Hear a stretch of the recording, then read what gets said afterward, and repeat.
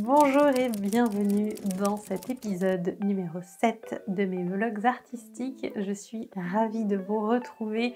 Moi c'est Cindy pour ceux qui ne me connaissent pas et sur cette chaîne je partage des vlogs sur mon activité d'artiste peintre mais aussi des expériences et des tutoriels de pastel, d'aquarelle et de gouache. Aujourd'hui nous sommes le lundi 22 septembre. Je reprends le travail après quelques jours passés sur la côte basque. Ça a été vraiment un séjour super. J'ai fait quelques croquis sur un carnet qui doit être quelque part dans ce capharnaüm qu'est mon atelier. Et je vais en profiter pour vous faire un mini sketchbook tour tout à l'heure, vraiment tout petit parce que j'ai eu le temps de faire quelques pages. Je n'ai pas rempli tout un carnet, j'ai eu 4 jours pleins sur place, donc voilà, c'était vraiment pour avoir des petits souvenirs.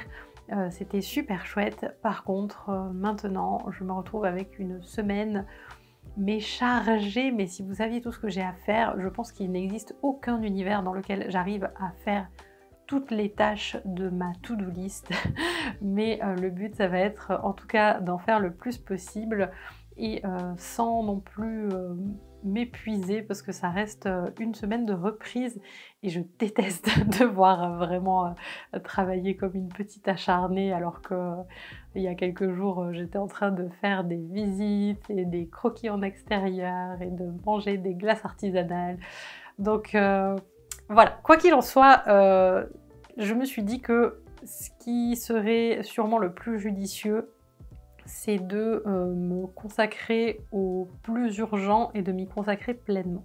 Parce que j'ai l'habitude de diviser un petit peu mes journées dans diverses tâches. Je vais faire un petit peu de vidéos YouTube, je vais faire un petit peu d'illustration pour ma collection d'automne qui devrait déjà être là mais qui ne l'est pas, travailler sur ma formation de pastel, donc d'habitude, j'aime bien scinder comme ça, je trouve que ça fait des journées qui sont hyper passionnantes parce que je fais plein de choses différentes. Mais là, je pense qu'il faut vraiment que je me focalise sur la collection d'automne parce que le jour de l'automne, c'était le dimanche 21 septembre, donc hier au moment où je tourne cette vidéo. Ma collection n'est absolument pas sortie. Là, actuellement, j'ai 2 planches naturalistes qui sont terminées. Ce sont celles des hiboux et chouettes de France et celles des pics de France. Je vous mettrai des petits visuels. Et j'en ai une qui était censée être terminée. J'ai fait une planche, pardon pour ma voix, j'ai fait une planche sur les champignons qui sont classés comme excellents comestibles. Et en fait, à la base, je m'étais dit, bah, je vais faire que ceux d'automne. Comme ça reste dans le thème automnal, sauf que je trouve ça très dommage de ne pas inclure la morille, qui n'est pas un champignon d'automne. Et Thomas m'a fait remarquer que si je ne l'incluais pas dans cette planche, c'est probablement un champignon qui ne sera jamais inclus à aucune planche. Donc je me suis dit que j'allais changer l'intitulé de ma planche et mettre juste les excellents comestibles. Comme ça je peux inclure la petite morille. Donc j'ai le cep, la girole, la trompette de la mort, la l'amanite des Césars, la chanterelle en tube. On peut se questionner, est-ce que c'est vraiment un excellent comestible? Peut-être pas, mais j'ai une affection particulière pour ce champignon, la chanterelle en tube, donc je l'ai quand même incluse et puis je trouve que c'est un joli champignon avec un pied orange vif qui est très chouette.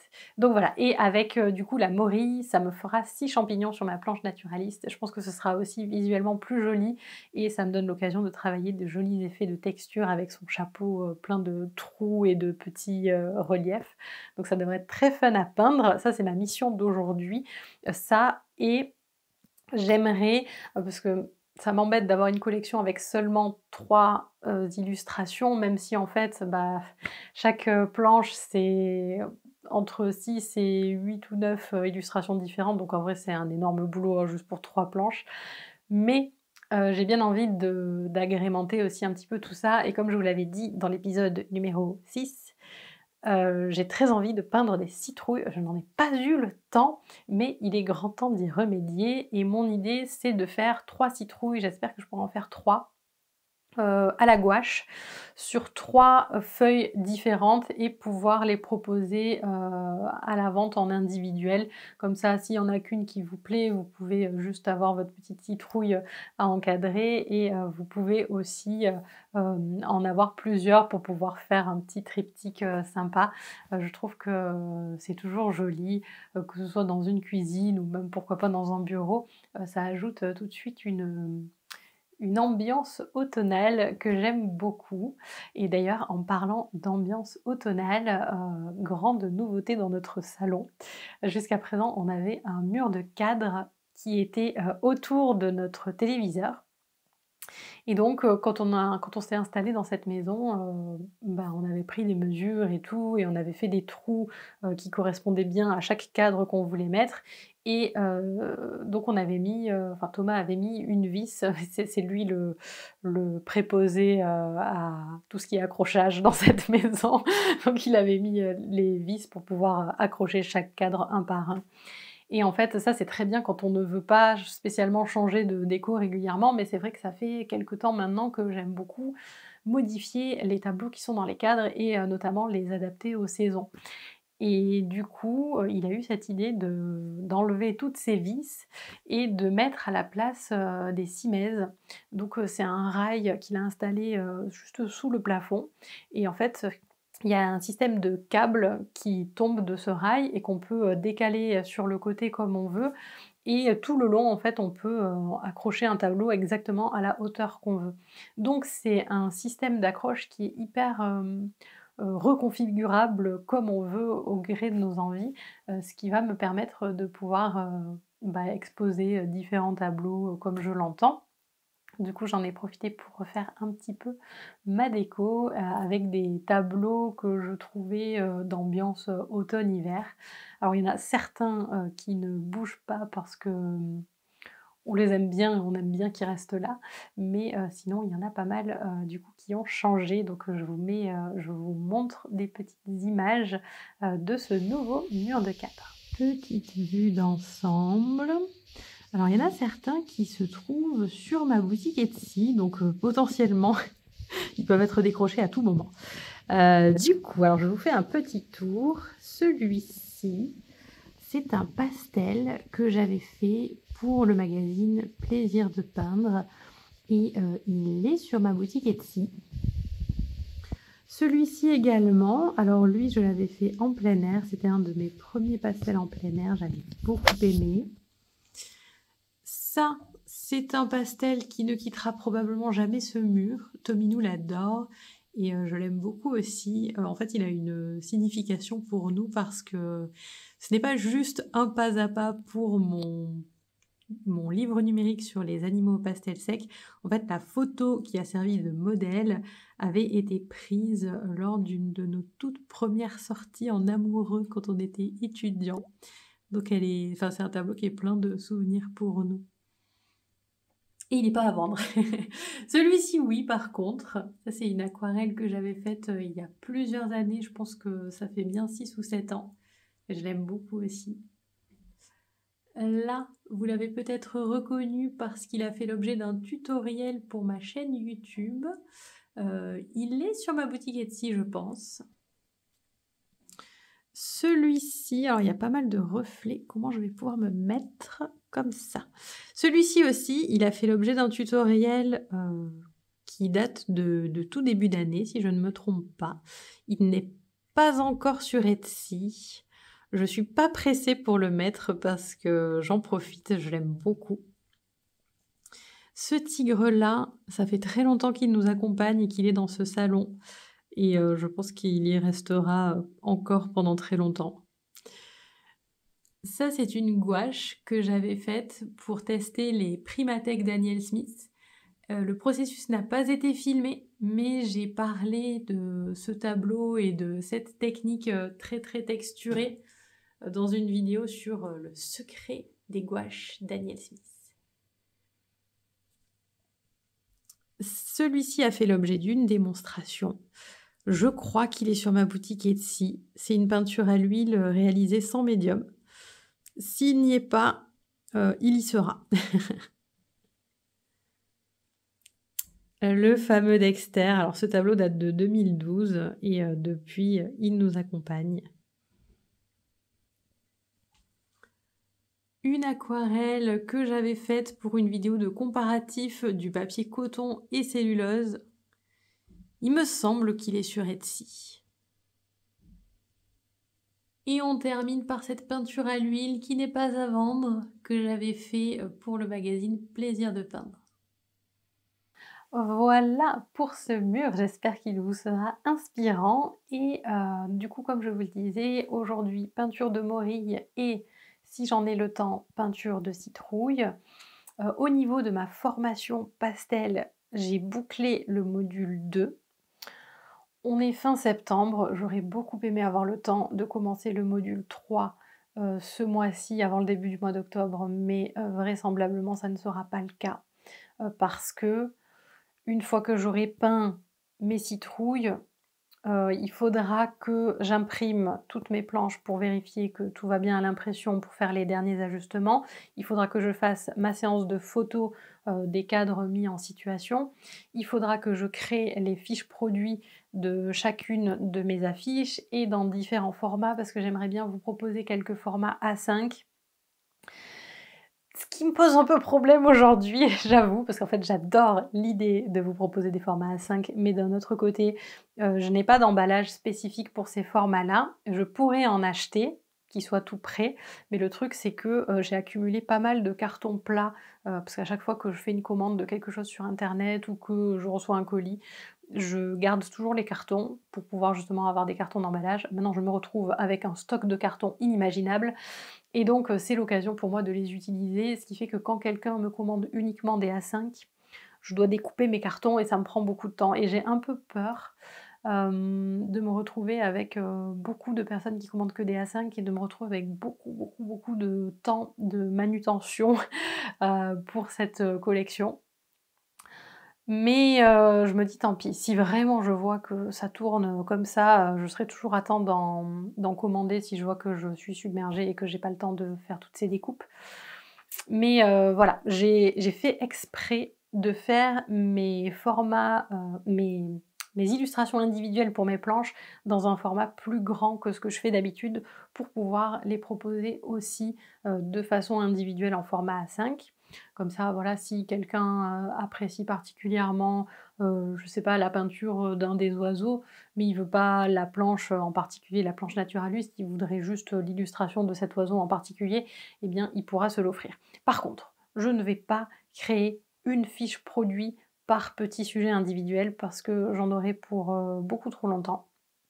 Donc il ne faudra pas hésiter, je vais en faire quelques-uns et je vais le préciser sur la boutique, mais il ne faudra pas hésiter si il y a un des sujets que vous aimeriez avoir en individuel et qui n'est pas disponible à l'achat comme ça, vous m'envoyez un petit mot et je vous fais la fiche produit, on va faire comme ça au cas par cas, je pense que ce sera mieux. Voilà pour tout ce que je voulais vous dire. Sur ce, on enchaîne avec la peinture de la morille pour que je puisse enfin terminer ma planche champignon. C'est parti! Alors je sais que je viens juste de dire on commence tout de suite la morille. C'était une feinte, c'était pour voir si vous suiviez, puisque j'avais dit que je vous ferais un mini sketchbook tour de mon séjour aux Pays-Bas. Donc ça c'est mon carnet de court séjour, hein, donc ça commence avec mon séjour aux Pays-Bas. J'ai dit Pays-Bas ou j'ai dit Pays Basque? Je ne sais plus, mais en tout cas, dans ce carnet, on commence par un séjour aux Pays-Bas et on termine par un séjour au Pays Basque. Donc, séjour au Pays Basque. Si vous n'aviez pas vu ce sketchbook tour là, je vous mets un lien.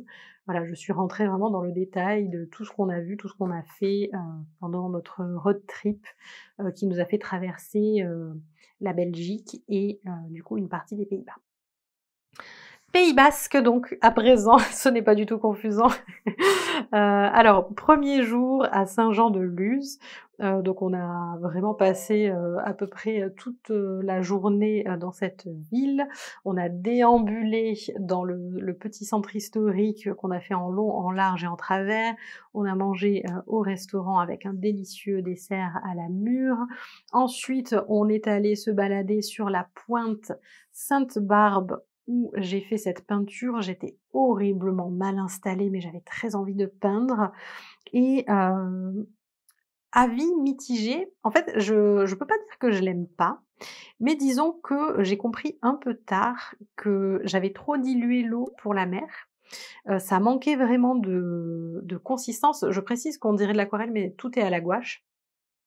Et en fait, ce qu'il y a, c'est qu'à la gouache, j'ai l'habitude de faire une sous-couche, plutôt dans l'humide et plutôt très, très diluée et je viens après rajouter de la peinture de plus en plus consistante et là, j'ai un peu zappé la partie, je viens rajouter de la peinture de plus en plus consistante.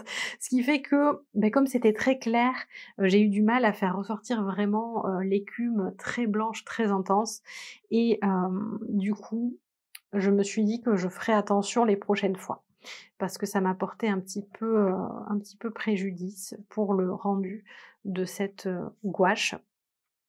Après le soir, on est allé se poser, sur le lac de Saint-Pé-sur-Nivelle qui était près de notre logement et j'ai fait ce mini croquis express d'une maison basque et on change de jour. On a passé la matinée à Hendaye, vraiment, super petite ville, on a adoré se balader là-bas.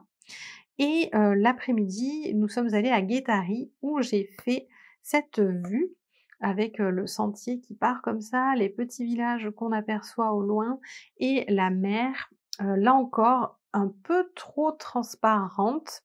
J'avais pas encore très bien tilté, mais c'est à ce moment-là, je pense que j'ai tilté qu'il fallait vraiment que j'augmente la consistance de ma peinture. Mais j'aime beaucoup ce croquis, je le trouve chouette. J'aime bien le fait qu'on ait ce premier plan, très vif et que, l'arrière-plan soit assez bien, respectueux de la perspective atmosphérique avec des couleurs plus bleutées, plus diluées. Je trouve que ça rend plutôt pas mal. Et ici, là, voilà, j'ai voulu mettre un peu plus en application, mes bonnes résolutions. Alors, les couleurs sont un peu vives. On était à Biarritz, c'était le lendemain. Je pense que j'étais très à l'ombre et que j'ai gardé mes lunettes de soleil et donc je voyais pas forcément à quel point, les couleurs étaient vives, mais c'est pas grave, ça donne un style, que je trouve très dynamique et pour le coup, on voit bien mon écume qui ressort, donc ça a été, très instructif. Mais j'avoue que je me suis sentie un peu rouillée alors que pourtant mon dernier carnet, où j'ai peint la mer, n'est pas si vieux que ça, puisque ça date du mois de mai-juin. Mais voilà, je sais pas trop, pourquoi j'étais un petit peu moins à l'aise sur ces jours-là. Et on enchaîne avec une petite vue que j'ai peinte à Bayonne pendant qu'on buvait un verre. Là, ce que j'ai retenu de ce croquis, c'est que j'ai vraiment du mal avec les croquis urbains, ce qui n'est pas un ce qui n'est pas une surprise ni une découverte, mais ça m'ennuie de me sentir obligée d'encadrer chaque volet, de faire chaque fenêtre, alors que je sais très bien que, bah, c'est mieux si on ne peint pas tout. Alors certes, j'ai pas non plus tout peint parce qu'il y a des milliers de détails qui sont passés à l'as, mais je me suis quand même sentie obligée de faire absolument chaque volet de chaque fenêtre, de chaque façade et j'aimerais bien pouvoir aller un peu, au-delà de ça. Donc c'est dommage que c'est le seul et unique croquis urbain que j'ai fait sur place parce que, clairement, ça aurait mérité de se repencher, sur cette question avec d'autres croquis et d'essayer de faire un peu plus suggéré. Et on termine déjà ce carnet de croquis avec une double page que j'ai réalisée sur le sommet de la Rune, puisque pour notre dernier jour, nous avons pris le fameux petit train de la Rune et là-haut, alors c'était très, très vanté évidemment et on a réussi à s'abriter derrière un gros rocher et donc j'avais cette vue avec les rochers très plats et ces touffes d'herbe très droites qui contrastent tellement avec le reste de l'herbe qui est, hyper, hyper ras. Je trouve que c'est un paysage très singulier et donc ça s'arrête de façon abrupte parce qu'en dessous, il y avait le vide et que, il y avait des nuages en fait qui venaient, s'avancer et donc ça donnait vraiment cette impression que la terre s'arrêtait là et j'ai adoré faire ce croquis que j'ai fait très, très, très rapidement parce que j'avais que 15 minutes devant moi avant qu'on ne doive retourner sur nos pas pour prendre le train de retour et bah, ma foi, je trouve qu'en 15 minutes, j'ai fait un truc très sympa. Je pense que c'est peut-être mon croquis préféré de de ce séjour, c'est souvent comme ça. Donc voilà pour ces quelques croquis. J'espère que cela vous aura plu. Regardez, ça c'est toutes mes peintures pour mes planches naturalistes. Je peux vous dire qu'il y a de l'épaisseur. Ça en fait quand même un sacré paquet. Et entre parenthèses, j'ai utilisé des fins de blocs d'aquarelle. Et alors celui-là, c'était la fin d'un bloc de Clairefontaine, mais un vieux bloc de fontaine à grains fins. Et vraiment, en fait, ils ont revu la composition de leur papier. Je suis désolée si vous regardez toutes mes vidéos, vous m'avez déjà entendu dire ça 100 fois, mais ils ont revu leur papier il y a quelques années et ils ont nettement amélioré leur formule. Mais ça, du coup, c'était un ancien. Oh là là, mais c'était une telle galère, quand je pense que j'ai débuté là-dessus et que je me disais mais c'est super dur l'aquarelle, mais ce papier était vraiment particulier. Là pour le glacis du champignon, mais j'étais obligée de surveiller le séchage, mais comme du lait sur le feu, parce qu'à chaque fois que ça séchait, bah, ça me faisait une démarcation, alors que j'avais été quand même très vigilante sur le cycle de l'eau. Franchement, il n'y avait aucune raison pour que ça fasse une démarcation, et ça arrêtait pas d'en faire. Et je vais vous montrer, il y a quand même eu des trucs tout moches là sur le contour. Alors heureusement, ça j'ai pu le récupérer avec Photoshop, mais ce papier est une horreur. Alors il m'en reste un tout petit peu. Je pense que je vais quand même l'utiliser pour la morille, parce que pour le coup, c'est un champignon qui est tellement, comment dire? Qui est tellement, texturé, que du coup ce sera pas grave. Mais regardez, je sais pas si vous verrez bien, mais le contour même, le contour en fait, et c'est ça, je l'avais vraiment retenu qu'il était horrible pour ça, c'est que même sur papier sec, ça bave. Le contour n'est pas lisse. Il bave sur les aspérités. Donc vraiment, ils ont drôlement bien fait de revoir la composition de leur papier, parce que dis donc, c'était pas ça, hein. Alors en fait, je viens d'apprendre qu'il y a pas mal d'espèces de morilles différentes en France. Je pensais qu'il n'y en avait qu'une. Et donc, en fonction de l'espèce, elles n'ont pas toutes la même couleur. Mais pour ma part, je vais me contenter de la plus commune, qui est, comme son nom l'indique, la morille commune. Donc plutôt blonde, avec une couleur assez ocre. Bon, je l'ai pas très bien centré, mais c'est pas grave, c'est pour le scan de toute façon. Donc oui, je vais utiliser des couleurs terre. Alors j'ai fait quasiment toutes mes planches naturalistes avec des peintures de la marque White Nights, mais je dois dire que j'ai eu un peu ma dose là de White Nights. En fait, elles ont un truc que j'avais jamais percuté, parce que je peins jamais vraiment régulièrement avec. Mais en fait, si on laisse de la peinture comme ça dans une palette et qu'après on revient plus tard avec de nouvelles couleurs et qu'on réactive du coup celles qui avaient séché, ce que je fais absolument régulièrement avec mes autres marques. Si on fait ça avec les White Nights, ça fait des espèces de filaments noirs grisâtres qui sont vraiment très embêtants, parce qu'ils se collent au pinceau et après ils viennent se mettre sur le papier et on peut plus les enlever et ils ne se dissolvent pas. Donc c'était très moyen. Donc là je vais rester avec ma palette de multimarques. Donc là-dedans il y a Daniel Smith, Isaro, qu'est-ce qu'on a d'autre? Schmink. Et voilà, c'est ma palette, ma grosse palette que j'aime beaucoup utiliser, parce qu'elle est hyper polyvalente et elle a beaucoup de couleurs différentes. Donc j'espère que ça va le faire sur ce papier, hein. Mais vous voyez, la peinture se diffuse pas, c'est quand même fou. Oh pardon, mais vraiment.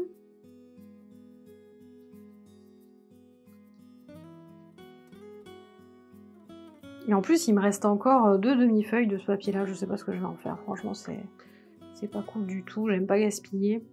Ou alors il faut que je fasse de la gouache dessus, mais il y a de la texture, et je suis pas hyper fan de texture à la gouache, je préfère quand c'est lisse. Donc je sais pas trop ce que je vais faire.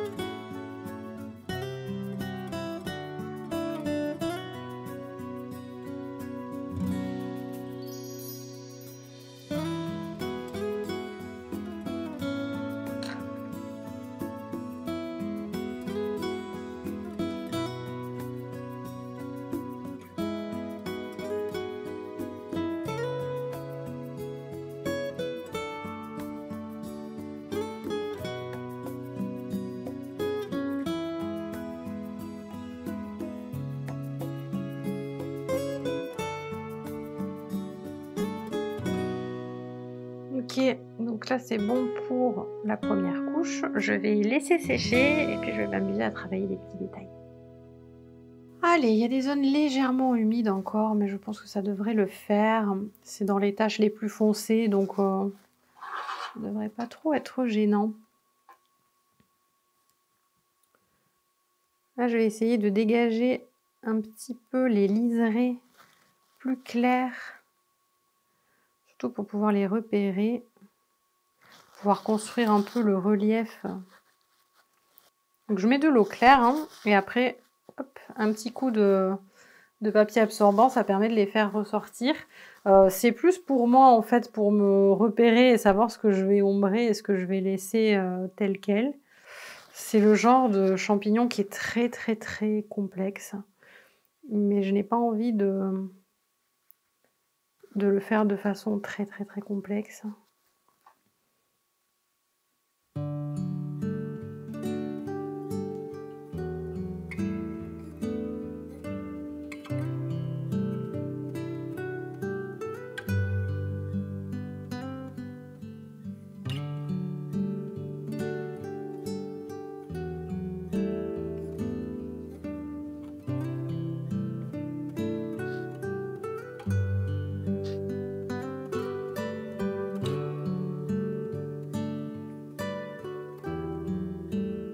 Ma morille étant terminée, je vais enchaîner avec une courge. Donc j'ai repris un autre papier.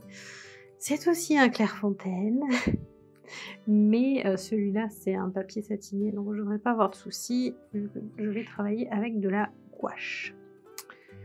Donc pour cette courge, je vais faire un petit patidou. Je ne sais pas si vous connaissez cette variété, mais je la trouve vraiment trop jolie. Et pour les gouaches, je m'étais dit peut-être que je vais prendre mes nouvelles Holbein, enfin nouvelles de cet été. Mais je ne sais pas si vous avez lu mon article de blog que j'avais fait à leur sujet, mais c'est vrai que j'étais assez déçue de constater que ces gouaches, même si elles se comportent très bien, hein, j'ai aucun souci avec, il y en a en fait très peu sur l'assortiment qui sont résistantes à la lumière. Alors certes, je vais faire des tirages, donc les tirages, eux, seront résistants quoi qu'il arrive. Mais le truc, c'est que pour le moment, mes originaux, je les entasse dans un tiroir. Et il n'est pas exclu qu'un jour, je fasse du tri et que je décide de les vendre. Et le problème, c'est que si je commence à avoir des peintures non résistantes à la lumière parmi des peintures résistantes à la lumière, j'ai peur de ne plus savoir. Il faudrait que je note sur chacune. Mais je me dis c'est peut-être plus simple d'utiliser uniquement des peintures sans souci. Donc il n'est pas exclu que je garde mes Daniel Smith pour cette petite gouache.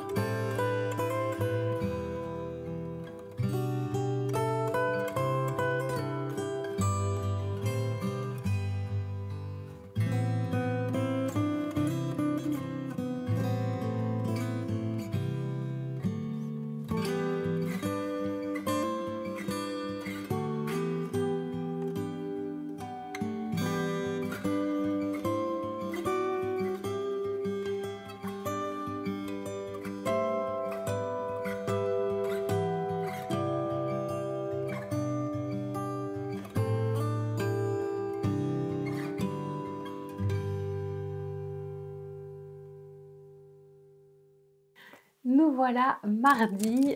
Hier, je n'ai pas filmé de conclusion sur cette journée étant donné que j'ai eu droit à la totale, batterie vide, puis carte mémoire pleine. Donc j'ai pas pu filmer tout le processus de mon petit rond bleu de Hongrie. Mais bon, je vous aurais mis déjà ce que j'ai pu filmer et voici donc le résultat, pour ces 2 illustrations. Alors je me suis amusée avec les couleurs, sur celle-ci, j'ai utilisé du violet et du bleu pour les ombres et sur celle-ci, j'ai mis des touches de violet assez intenses, pour les ombres les plus foncées. Donc ça donne un petit look un peu plus dynamique, que le rendu purement naturaliste et j'adore ce genre de look à la gouache. J'ai absolument adoré peindre ces courges qui ne sont pas des citrouilles contrairement à ce que j'ai dit hier, mais vous aurez compris que dans ma tête, citrouille, c'est courge, tout simplement. Donc j'aimerais bien en faire une troisième, et cette fois-ci, je vais la peindre d'après nature, puisque c'est officiel. La saison des courges a commencé, et j'ai trouvé ce gros pépère en faisant mes courses, mais ce n'est pas lui que je vais peindre, lui, je vais le manger en soupe. Je fais une très très bonne soupe de potimarron. Je mets un potimarron, une grosse patate, un gros oignon, sel, poivre et c'est tout. Ah non, de l'ail, aussi de l'ail, au moins 2-3 gousses d'ail et je trouve que c'est absolument délicieux. J'en fais un gros saladier et après je pioche dedans tous les jours. Et donc c'est pas lui que je vais peindre parce que j'ai trouvé celui-là et que je trouve qu'il a plus un look à peindre parce qu'il a plein de petits reliefs. Enfin, c'est pas vraiment des reliefs, si c'est des reliefs. Il y a des espèces de petites taches blanches et vertes et sa couleur aussi est plus rougeoyante. Et j'avais bien envie d'avoir une citrouille bien rouge, enfin bien orange-rouge, genre orange sanguine, pour contraster avec celle que j'ai déjà peinte. Je pense que du coup le trio sera très joli. Donc j'ai très très hâte de faire ça. On est déjà le début d'après-midi parce que ce matin je n'ai pas filmé, j'ai fait beaucoup de montage. En fait j'ai monté le début de ce vlog puisque ça fait partie intégrante des tâches que j'ai à faire cette semaine. Donc voilà, la matinée est passée très très vite. Et du coup, là cet après-midi, peinture de mon potimarron et ensuite je pense que je vais scanner tout ça et travailler sur le traitement de ces illustrations pour qu'elles soient prêtes à imprimer et en fonction de l'heure, soit je lancerai quelques impressions, soit j'aurai pris trop de temps pour faire mon potimarron, je ne sais pas trop. On va voir.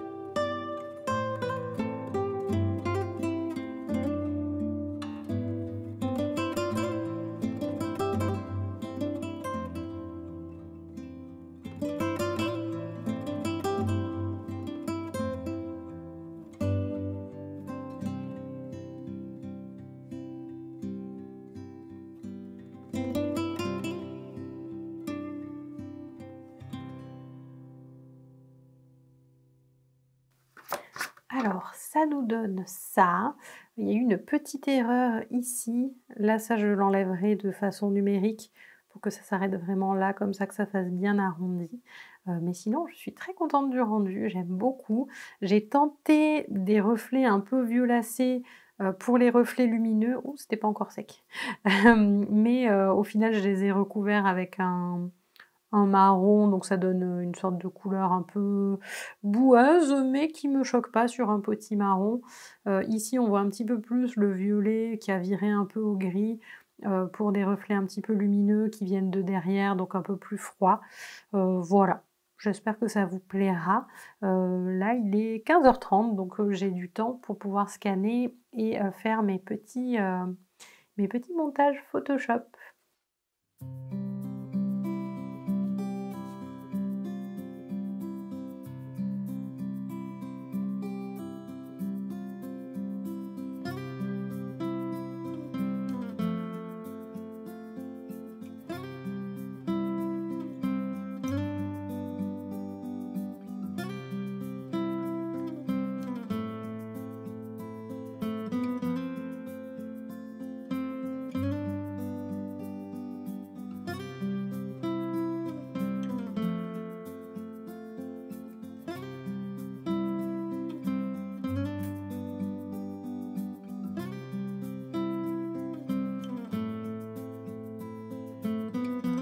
Je crois que je ne me lasserai jamais de ce moment quand une illustration sort de l'imprimante pour la première fois.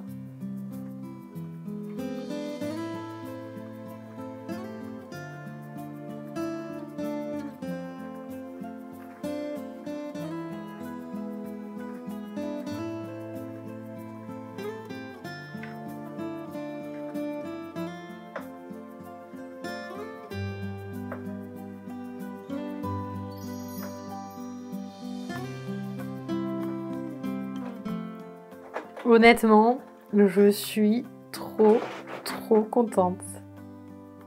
Ça rend hyper bien. Je crois que j'ai même pas de réglage à refaire. Oh, si, regardez ce que j'ai fait. J'ai laissé la légende. Oh non, la boulette. Ah, je vous jure, j'ai laissé la légende des moutons parce que j'ai repris le gabarit des moutons. Oh, c'est pas possible. Et en plus, il a fallu que je commence par celle-là. J'ai eu absolument aucune chance de m'en rendre compte avant. Ah, la boulette. Bon, bah je suis bonne pour recommencer, mais au moins je sais que mes champignons, ils sont OK.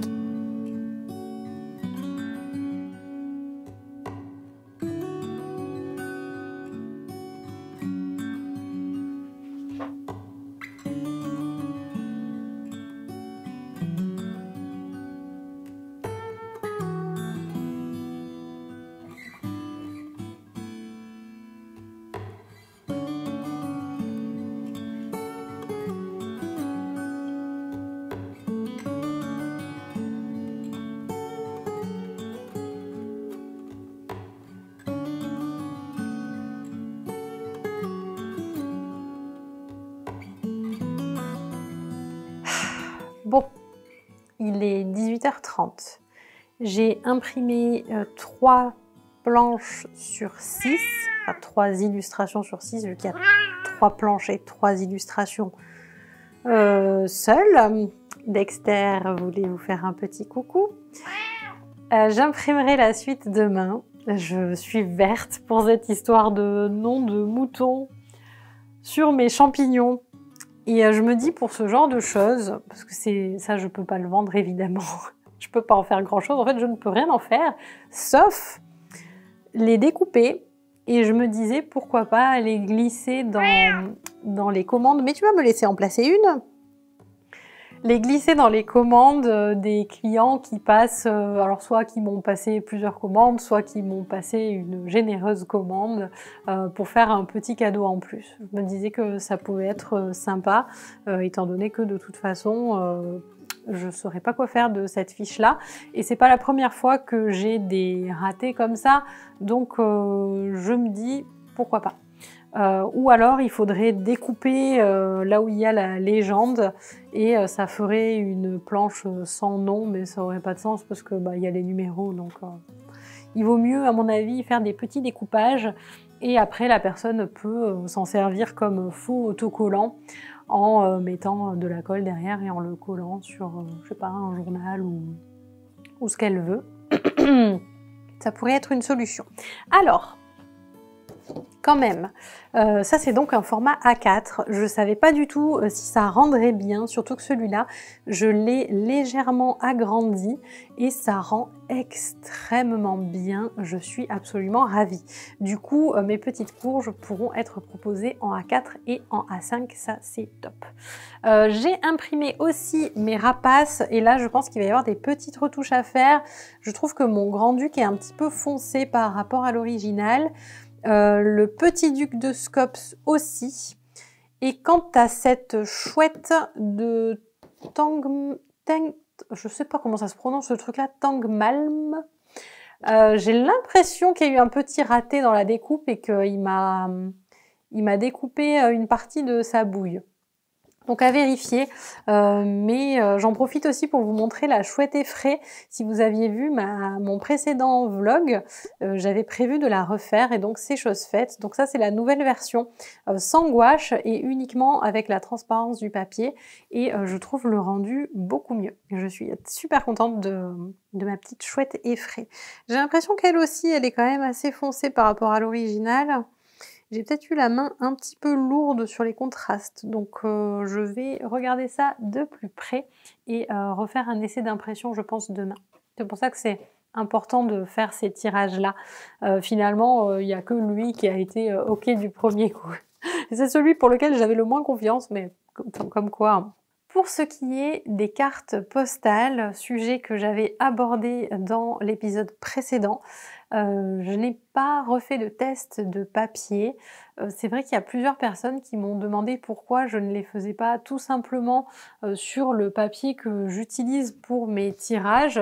Et c'est vrai que c'est une possibilité. Alors, il reste pas aussi rigide qu'une carte postale.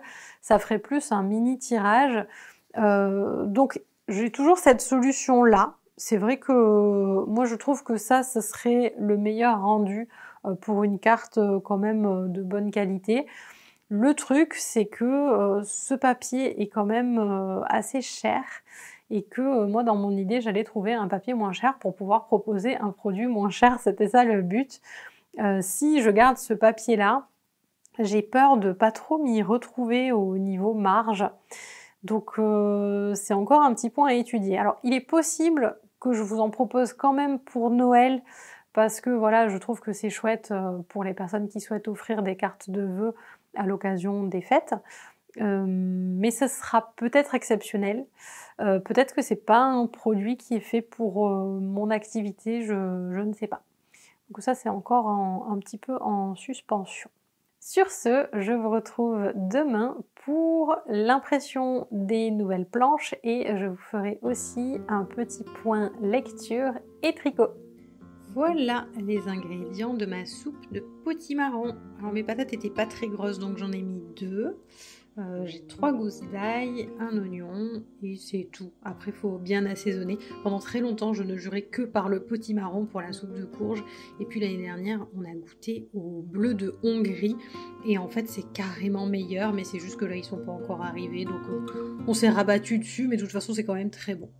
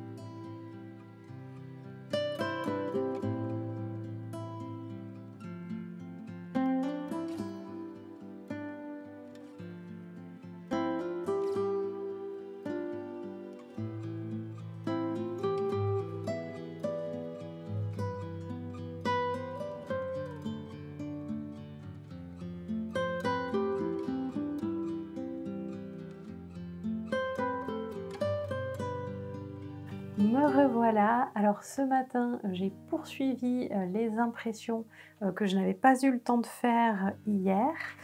Pour les pics, franchement, je suis super contente du rendu. Je n'ai rien à lui modifier. Donc je pense que je vais juste la signer et la numéroter. Ce sera le premier tirage. Je suis ravie. Pour les rapaces, très contente de cette nouvelle version. J'ai vraiment bien fait de reprendre les lumières, ça rend beaucoup mieux. Donc pareil, super modification. Et pour mes petites courges RAS, tout va bien. Impression très bien, les couleurs sont vraiment très proches des originaux, donc c'est parfait. Donc ça sera coupé en deux, hein. Ça sera deux formats individuels A5. Donc ce qui me reste à faire maintenant, ce sont les fiches produits. Donc il va y avoir les 3 planches plus les 3 courges plus quelques petits sujets individuels tirés des planches. Je pense que je vais en prendre un ou deux de chaque planche pour montrer des exemples. Donc vraisemblablement, il y aura la chouette effraie. Il y aura... Oh, la chevêche, je l'adore. Je crois que c'est ma préférée. Et dans les pics, le pic et pêche sans aucun doute. Et aussi, je pense, le pivert. Parce que c'est les deux plus connus. Mais comme je vous le disais, hein, quoi qu'il arrive, il ne faudra pas hésiter. S'il y a un sujet qui n'a pas été fait en format individuel, vous pourrez m'écrire et je pourrai créer la fiche pour vous, pour que vous puissiez passer votre commande. Je me suis amusée à découper mes champignons à légende de mouton. Je trouve ça tellement chou, si vous saviez, j'ai trop hâte d'avoir ma petite machine de découpe pour pouvoir vous proposer ce genre de vrai autocollant avec le papier qui s'enlève pour que vous puissiez coller ça dans vos journaux, dans vos livres de recettes. Je trouve que c'est trop chou. Du coup, il me reste donc ces fiches produits, il me reste la séance photo à faire, les séances photo devrais-je dire, pour créer des petites mises en condition de mes créations et aussi des zooms pour montrer le niveau de détail et de netteté vu de près. Le seul truc, c'est qu'il fait très gris en ce moment et j'ai vraiment besoin de lumière pour faire de jolies photos. Donc j'espère qu'on va avoir quelques rayons de soleil dans les jours à venir. Et j'aimerais bien aussi avoir des fleurs ou quelque chose pour égayer un petit peu mes mises en situation. J'ai des roses jaunes en ce moment. Alors la fleur, la rose, ça ne fait pas forcément très automne, mais comme elles sont jaunes, je me dis ça peut le faire. Sinon j'irai faire un petit tour chez ma fleuriste, voir si elle a des choses de saison. Après, j'ai des pommes de pin, des choses comme ça, donc je pense qu'il y a moyen de faire des petits décors sympas. Mais je ne vous cache pas qu'aujourd'hui, là, ça va être très compliqué parce que je me suis endormie très tard. J'arrivais pas à dormir. C'était 1 heure passée et je me suis réveillée très tôt. C'était moins de 5 heures et je me suis levée à 6 heures. Donc là, tout de suite, je tiens à peine debout. Et comme j'ai l'art du timing exceptionnel, aujourd'hui on reçoit notre bois pour l'hiver. Et donc il va falloir déplacer et ranger ce bois. J'ai hâte, il va arriver tout bientôt là. Donc je pense que je vais faire des choses très cool cet après-midi, surtout pas de peinture, là je suis pas du tout en capacité de peindre quoi que ce soit, mais par contre pour ce qui est d'avancer sur les fiches produits, je vais pouvoir le faire, pour avancer sur le blog, je vais pouvoir le faire, donc je vais faire comme ça. Quoi qu'il en soit, si vous n'étiez intéressé que par la partie purement artistique, sachez qu'à partir de maintenant, je vais basculer sur la partie lecture qui sera suivie de la partie tricot. Donc si ça ne vous intéresse pas, n'hésitez pas à arrêter la vidéo ici. Et moi, je vous remercie beaucoup de m'avoir suivi jusque-là. Je vous dis à très vite pour une prochaine. Et pour ceux qui sont intéressés, c'est parti. Alors, le dernier livre que j'ai lu, c'est celui-ci. Alors dites-vous que j'ai trouvé ce livre, qui est quand même, je trouve, très joli, dans la boîte à livres de mon village. j'étais très surprise, donc c'est L'île mystérieuse de Jules Verne. Il est en 2 tomes et il y avait les 2 tomes dans la boîte à livres. Donc j'ai sauté dessus et du coup j'ai dévoré ce tome-là et j'ai commencé le second. Donc c'est une histoire qui est quand même assez dense et c'est un livre qui date de 1875. C'est un très vieux roman et je trouve qu'il y a quelque chose d'absolument magique à lire des vieux livres comme ça. C'est comme une petite capsule temporelle. J'adore ça. Je sais que c'est pas du tout le genre de lecture, qui plaît à tout le monde, mais moi vraiment, ça me met encore plus en immersion de savoir qu'il a été écrit à une époque, quand même, assez lointaine. Jules Verne, c'est pas un auteur, dont j'ai l'habitude parce que je crois qu'il me semble que j'ai lu 20 000 lieues sous les mers quand j'étais enfant, mais je n'en ai absolument aucun souvenir, si ce n'est un vague souvenir que c'était difficile à lire pour mon âge. Donc là, je découvre un peu. Alors ma très modeste analyse à mon petit niveau, qui n'est bien sûr pas celui d'un critique littéraire, hein, mais disons qu'en fonction des livres que j'ai lus et de mon expérience, ce que je peux vous dire, c'est que, en fait, dans les livres anciens, parfois, on a vraiment des proses qui sont très, très recherchées. Par exemple, il y a quelques mois, j'ai lu Madame Bovary et j'ai été, vraiment, très admirative de l'écriture. L'histoire, je l'ai pas trouvée extraordinaire, mais c'était si bien écrit que j'ai passé un très bon moment de lecture et là, c'est un petit peu l'inverse. C'est pas une prose qui est très recherchée vraiment. Hem, je trouve qu'il est facile à lire, mais ce ne sont pas des phrases qui sont particulièrement poétiques ou bien construites, mais vraiment tout l'intérêt, c'est l'histoire, c'est l'aventure et donc c'est un livre qui raconte l'histoire de 5 personnes, qui ont cherché à fuir une ville qui était assiégée, qui se sont enfuies, dans une montgolfière. Et pour ne pas se faire prendre en train de s'enfuir, ils sont partis un soir de tempête où tout le monde était, vraiment calfeutré et donc le ballon a complètement, dérivé avec le vent et ils se sont retrouvés au milieu de l'océan et ils se sont échoués sur une île complètement déserte et à partir de là, ils vont chercher à recréer leur, mini-société, donc ils vont devoir, vraiment tout recréer.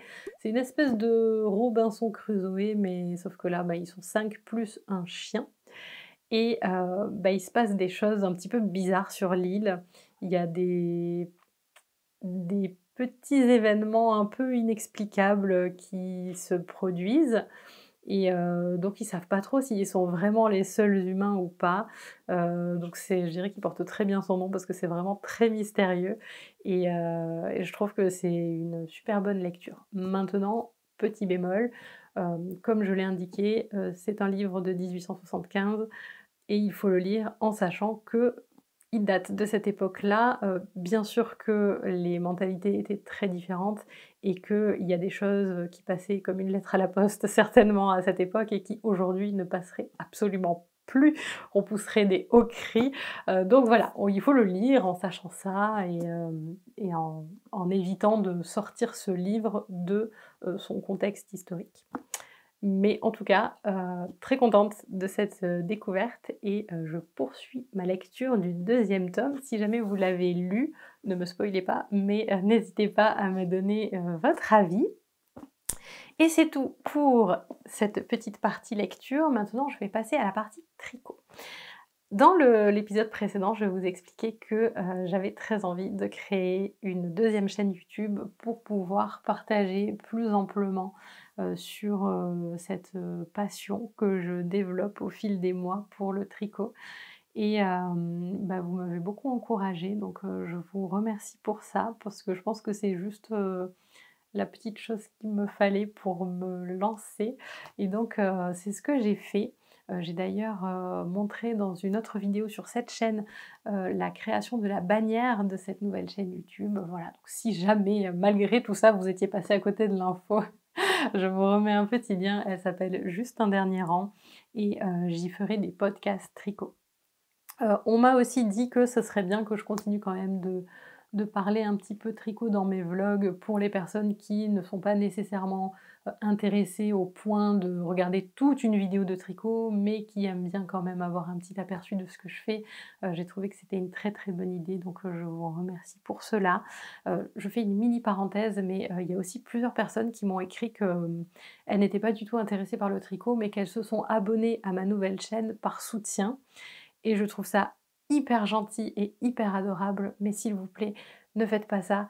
Je sais que c'est contre-intuitif et qu'on a l'impression d'aider les personnes en faisant ça, mais en réalité, pour YouTube, ça envoie un mauvais signal parce que, en fait, vous vous abonnez à une chaîne, donc il en déduit, vous êtes intéressé par par les vidéos de cette chaîne, sauf que, en fait, c'était juste pour le soutien et donc vous n'allez vraisemblablement pas regarder les vidéos qui sont publiées. Et c'est là où YouTube va en déduire, mais ces vidéos ne sont donc pas si intéressantes que ça, puisque tu ne les regardes pas, et donc ça peut pénaliser la chaîne. Donc je vous le dis pour moi, mais aussi pour toute autre chaîne YouTube que vous auriez envie de soutenir. Je sais qu'on pense bien faire, mais en réalité, il vaut mieux ne pas s'abonner si vous n'êtes pas sincèrement intéressé par les vidéos à venir. Je ferme la parenthèse.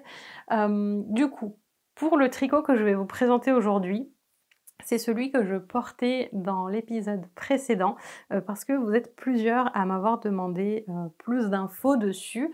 Donc le voilà. C'est un t-shirt qui s'appelle le Alpine Bloom Tee et c'est un patron qui est disponible sur Ravelry de Caitlin Hunter. Je vous mettrai des petits clips de ce t-shirt porté.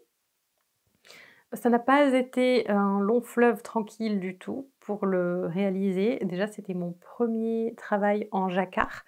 Donc le jacquard, c'est le nom donné au fait qu'il y a plusieurs couleurs. Donc en fait, on tricote avec un fil dans chaque main. On peut aussi avoir les 2 fils de chaque couleur dans une seule main. Ça, je pense que c'est un niveau un peu plus expert. Donc moi, j'avais un fil dans chaque main. Et tout a commencé par le col qui était censé être comme ça, en dentelle. Donc, j'ai fait mon échantillon, mais il fallait faire l'échantillon en circulaire, puisque c'est un t-shirt qui se tricote en circulaire. Et faire un échantillon en circulaire, c'est pas si évident que ça quand on n'en a jamais fait, parce que si on ne veut pas avoir besoin de fermer le cercle et donc de faire au moins une centaine de mailles, ce qui rend l'échantillon pas forcément de taille très échantillon, il faut passer par des moyens un peu détournés où on tricote son rang, on laisse pendre le fil, on revient de l'autre côté et on retricote, et donc il y a des fils qui pendouillent comme ça un peu dans tous les sens et ça m'a beaucoup perturbée. Du coup, mon échantillon, j'en étais pas sûre à 100%. Et j'avais l'impression qu'entre les motifs que je faisais en jacquard et les motifs que je faisais avec une seule couleur, il y avait vraiment beaucoup d'écart de tension. Et en tricotant, j'ai réalisé que ce n'était pas qu'une impression. Donc, quoi qu'il en soit, je vous disais donc que tout avait commencé par le col qui était censé être en dentelle, mais qui, comme vous pouvez le constater, ne l'est pas. Et la raison, c'est que j'ai fait mon col en dentelle, et quand j'essayais, je voyais bien qu'il y avait un truc qui allait pas. Parce que le col, il n'était pas censé remonter, quoi. C'est un t-shirt et on n'est pas censé avoir un col roulé, mais ça remontait. Du coup, je me suis dit: «Oh, mais ça doit venir peut-être du fait que je n'ai pas encore séparé les manches. Et donc peut-être que c'est mes épaules qui le font remonter». Donc j'ai continué à tricoter. J'ai séparé les manches et là, j'ai eu un espèce de col cheminé qui n'allait mais absolument pas. Et bon, le truc avec ça, c'est que détricoter jusqu'à la séparation des manches, ça veut dire défaire la totalité, le 100% du jacquard qui prend quand même pas mal de temps. Alors j'ai beaucoup aimé le réaliser, hein, mais c'est juste que quand on vient de le terminer, penser à tout détricoter et tout recommencer du début, ça donne un peu envie de pleurer. Donc j'ai cherché des solutions. En regardant bien, je me suis rendu compte que en fait, il y a le col, après on faisait des rangs raccourcis, c'est-à-dire qu'on crée un effet de dos qui remonte par rapport au devant, ce qui est censé permettre au col du devant d'être un petit peu plus ouvert. Et je me suis rendu compte qu'en fait, c'était ces rangs raccourcis qui n'allaient pas. Et que c'était eux qui faisaient une espèce de bosse dans le dos et qui semblaient venir gâcher complètement la construction de mon encolure. Donc, est-ce que je me suis trompée dans ces rangs raccourcis? Est-ce que j'ai eu un problème de tension beaucoup trop serré qui faisait remonter le col? Je me suis dit que c'était ma tension. Je me suis dit, en fait, les épaules doivent être trop serrées et du coup, ça crée un effet où le col remonte. Sauf qu'après coup, j'ai mesuré et que j'avais le bon nombre de mailles pour 10 centimètres. Je ne sais pas ce qui s'est passé. Il est possible que je me sois trompée dans mes rangs raccourcis, même si j'ai pas du tout percuté que je m'étais trompée. J'ai eu l'impression de suivre exactement le patron. Et je ne peux pas croire que ce soit le patron qui comporte une grosse incohérence comme ça. Donc c'est assez mystérieux et ça m'a un peu fait perdre confiance pour les prochains travaux en jacquard. Parce que je me dis si c'est un problème de tension, bah, ça fait peur quoi. Voilà, on passe beaucoup de temps à faire ça et au final on n'est pas trop sûr du résultat. Mais bref, comment ai-je fait du coup? C'est toute la question. Eh bien figurez-vous que comme j'ai vu que c'était les rangs raccourcis qui posaient problème, en fait les rangs raccourcis ils étaient que en blanc, c'était pas du jacquard. Donc ce que j'ai fait, c'est que j'ai cherché sur internet s'il était possible de découper le haut de mon t-shirt. Parce que je me suis dit de toute façon, foutu pour foutu. Soit je suis obligée de tout détricoter et voilà, je recommence à zéro, soit je tente un truc et peut-être que ça marchera pas et ça changera rien, je recommencerai quand même à zéro, mais peut-être que ça marchera et que du coup j'aurai pas besoin de recommencer. Donc j'ai cherché si c'était possible de faire ça et j'ai trouvé que c'était possible. Donc la marche à suivre consistait à passer mes aiguilles circulaires dans le premier rang que je voulais, enfin dans le rang que je voulais qu'il devienne le premier. Cette phrase était horrible. On recommence. Je vous rappelle que j'ai 4 heures de sommeil dans les pattes.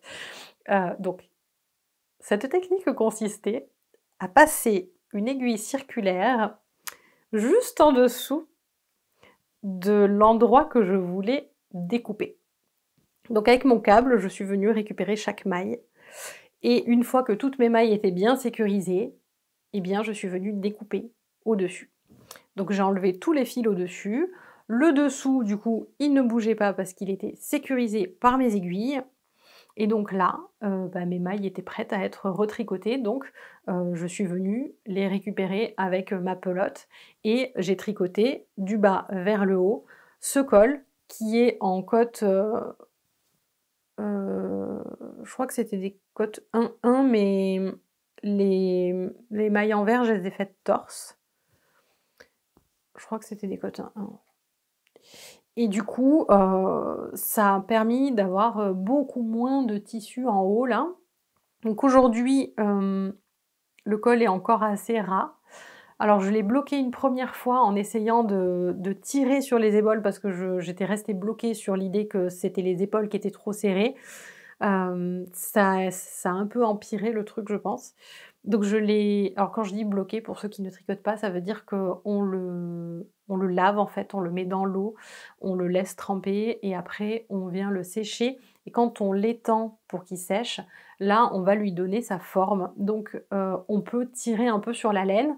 Et en fait, si elle sèche en étant un peu tirée, parce qu'il existe des espèces de peignes qui se plantent dans la laine et qui permettent de la maintenir étirée. Et en fait, si elle sèche dans cette position-là, elle va garder la mémoire que vous lui avez donnée. Donc, ça n'a pas marché. Donc, je l'ai quand même porté, puis je l'ai relavé. Et cette fois-ci, au lieu d'écarter les épaules, j'ai tiré le devant vers le bas. Et ça a beaucoup mieux marché parce que vous voyez, techniquement, là, il n'y a pas de différence entre le devant et le derrière. C'est exactement la même construction, donc ça devrait être similaire. Mais en fait, en le bloquant de cette façon, ça a quand même donné un arrondi comme ça sur le devant. Et donc, ça a un petit peu amélioré finalement la chose et je me dis: «Bah, à chaque fois que je vais le laver, je vais le bloquer comme ça» et j'espère qu'au fur et à mesure des lavages et des blocages, il va avoir une forme de plus en plus souple sur l'avant et que, je le trouverai de mieux en mieux, adapté à ce que je souhaitais. Parce que je suis pas hyper fan des t-shirts dont le col remonte trop. Voilà. Après, ce que je voulais vous dire aussi sur ce t-shirt, c'est qu'il y a une chose que je n'avais pas du tout anticipée. C'est que, moi j'ai choisi une laine qui est en 30 coton et 70 mérino. Donc c'est une laine que je voulais, un peu plus fraîche que de 100 laine, vu que c'est un t-shirt et que donc c'est plutôt, pour, un temps pas trop froid. Et en fait, ce que je ne savais pas, enfin j'aurais pu le savoir, hein, j'aurais pu me douter, mais j'avais jamais fait de jacquard, donc j'avais pas forcément, percuté. C'est que quand on fait du jacquard, il y a le motif, mais derrière, il y a les fils du motif qui passent et en fait, il y a une double épaisseur de fil sur toute la zone du jacquard, sur toutes les épaules. Donc c'est pas du tout un tricot, léger d'été en fait, parce que c'est épais. Ça fait, vraiment, c'est de la laine, je crois que les aiguilles c'était des 3,5. Donc ça fait, 2 épaisseurs de 3,5 l'une sur l'autre, franchement il tient pas non il est pas très frais. Donc moi je trouve qu'il est quand même agréable à porter, notamment, bon là en ce moment il fait trop frais, mais pendant longtemps je pouvais le mettre pour promener mon chien le matin. Voilà, les matinées d'été, où il fait un petit peu frais et tout, il passe très, très bien. Après, c'est vrai que voilà, à garder la journée, dans des conditions bien spécifiques. Et aussi, autre chose, la couleur. C'est bizarre, mais je le trouve très beau à regarder comme ça. J'aime beaucoup le contraste de ces fleurs, avec ce rose très, très foncé sur, un fond, blanc cassé. Je trouve que c'est très beau, mais quand je le porte et que je me vois dans un miroir, ça me fait bizarre ce contraste aussi marqué et je pense que les vêtements que je porte habituellement, je peux porter du clair, je peux porter du foncé, mais c'est vrai que j'ai pas trop l'habitude de porter du contraste comme ça avec du clair et du foncé, et du coup ça m'agresse un peu les yeux et j'ai pas encore décidé si c'est que je trouve que ça ne me va pas ou si c'est que je suis juste pas habituée et que, potentiellement c'est quelque chose que je peux travailler si je me mets à porter des vêtements plus contrastants. Mais je suis pas sûre de vraiment aimer le look sur moi, donc je sais pas. Mais en tout cas, je continue à le porter, parce que je l'ai fait et que j'adore le patron, j'adore le motif. Mais voilà, je suis quand même un peu, c'est pas un tricot que j'adore 100. Bon, on a eu, quand même, des hauts et des bas tous les 2, hein. Et entre parenthèses, donc oui, la laine, blanche, c'est ce mélange coton mérino, d'Hererum Natura qui s'appelle Candide et la laine, rose par contre, c'est 100 mérino, donc ça n'aide pas forcément avec la chaleur et c'est aussi d'Hererum Natura et c'est Ulysse et c'est le coloris qui s'appelle Confiture de rose et donc qui est vraiment, très, très beau. Il est foncé, il est profond, c'est un très joli rose. Il m'en reste, pas mal, donc je pense que je le réutiliserai pour faire, des petits accessoires certainement. Voilà pour ce que je voulais vous dire pour ce t-shirt et du coup, bah, on arrive à la fin de ce vlog.